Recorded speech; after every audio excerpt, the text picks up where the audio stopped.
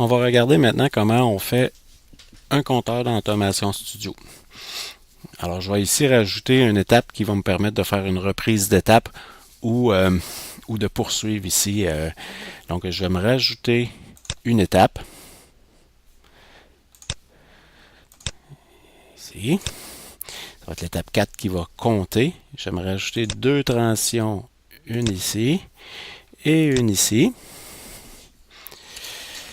Donc, je vais venir connecter celui-là dessus.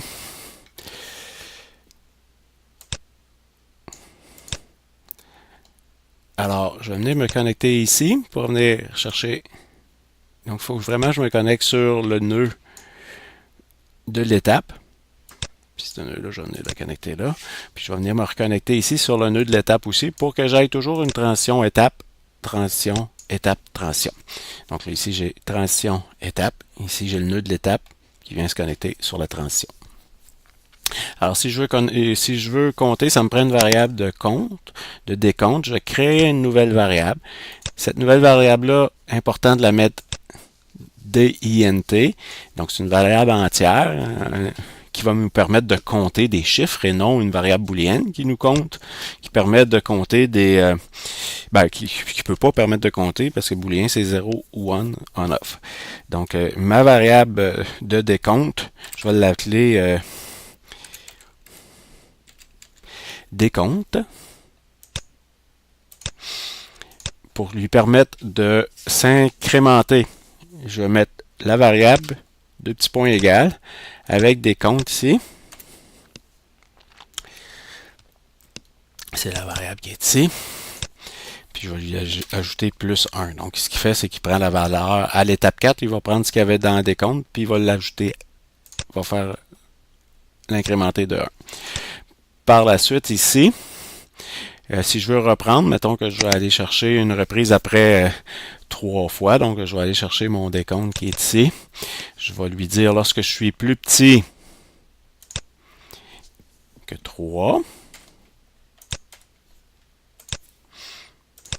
je vais reprendre.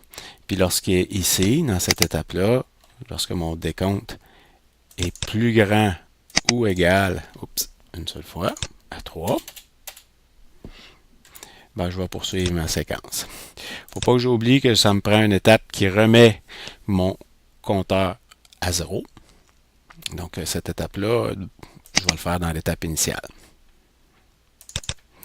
Deux petits points égales 0. Faites attention pour ne pas confondre avec ce deux petits points égales à 0-là ici, qui met la valeur à on, à vrai. Voilà. Alors maintenant, je vais simuler, on va voir qu'est-ce que ça donne. Mon bouton départ de cycle, mon front montant. Donc, je viens ici. Oh, ici, j'ai une variable ici. Là. Bon, là, attendez un petit peu. Je vais juste enlever ça. Ça, s'il n'y avait rien là.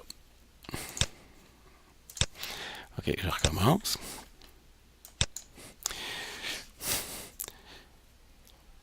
Alors, je fais rentrer mon vérin là à 0. J'ai un décompte de 1. Je suis plus petit ici, je reviens le faire une deuxième fois, un décompte de 2. Et lorsque je vais être plus grand ou égal à... Je vais venir à l'étape 5. Donc, c'est de cette façon-là que ça fonctionne. Faites attention, lorsque faites une étape unique pour décompte et puis des transitions uniques. Essayez pas de faire des combinaisons de transitions avec des comptes, là, dans Automation Studio. Ça marche pas tellement bien. Alors, c'est de cette façon-là qu'on fait un compteur avec Automation Studio.